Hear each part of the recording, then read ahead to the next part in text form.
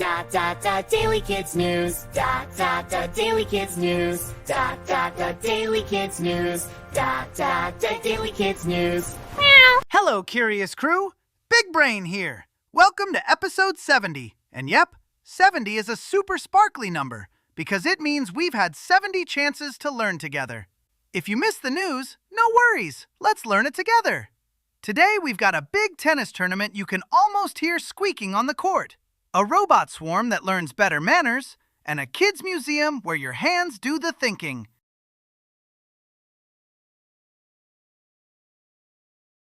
Whoa!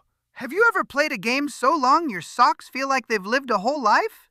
That can happen at big clay court tennis tournaments, like the French Open in Paris, where the courts are made of red clay, kind of like crunchy brick dust. At tournaments like this, players can battle through super long matches that stretch to 5 sets. In tennis, you don't just score points, you score games, and games make sets. Winning a match can mean winning 3 sets, and 5 sets can feel like running a marathon while also solving puzzles with your racket. On clay, the ball slows down and bounces higher, so players slide and stretch a lot. You can almost imagine shoes going shh across the ground like someone skidding on a playground. Players, like Alexander Zverev and many other pros, have to stay patient because long matches can make your brain feel like a phone battery at 2%. They use routines, deep breaths, bouncing the ball, choosing where to aim to keep their minds steady. And when the final point is won, there's that moment of relief and pride where a player might drop down, touch the clay, and grin like, "I did it!" Speaking of teamwork and smart moves, what if a whole crowd of robots had to avoid bumping into each other? Okay, kids, time for the next story.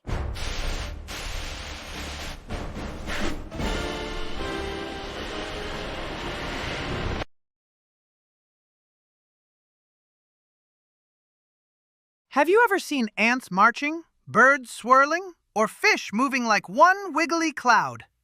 Now imagine robots doing that. Lots of little robots working together like a team.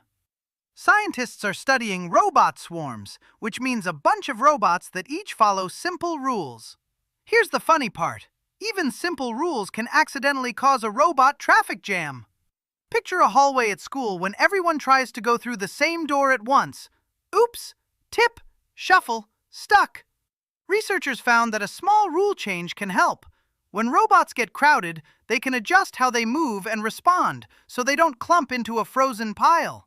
It's like teaching a crowd to make tiny steps sideways, pause politely, or follow a smooth zipper merge like cars do when lanes combine.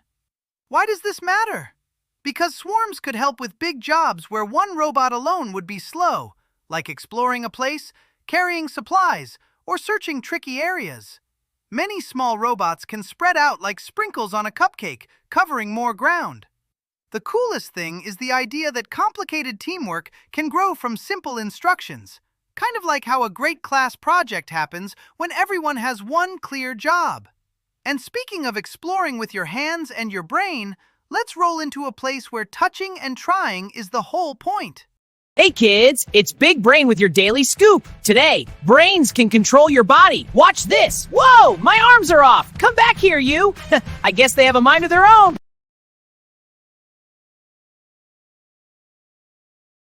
Okay, question time. What if school felt like a giant playground for your brain, where it's totally normal to push buttons, build stuff, test ideas, and shout, "Let's try again"? That's the vibe at Spark Children's Museum in Rochester, Minnesota, which highlighted hands-on learning. Hands-on means you don't just read about science, you do science. You twist knobs, stack shapes, try a puzzle, and see what happens. This kind of learning is powerful because your brain loves clues from your eyes, ears, and fingertips. When you build a tall tower and it tips, oops, tip, your brain collects information like a detective. Next time, you might make a wider base, like giving the tower bigger feet. That's engineering thinking.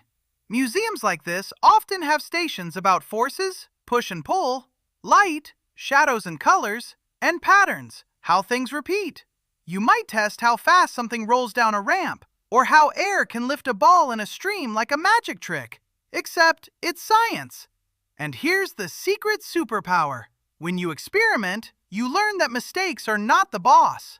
They're just data. Little notes that say, try a different way. That's today's triple scoop.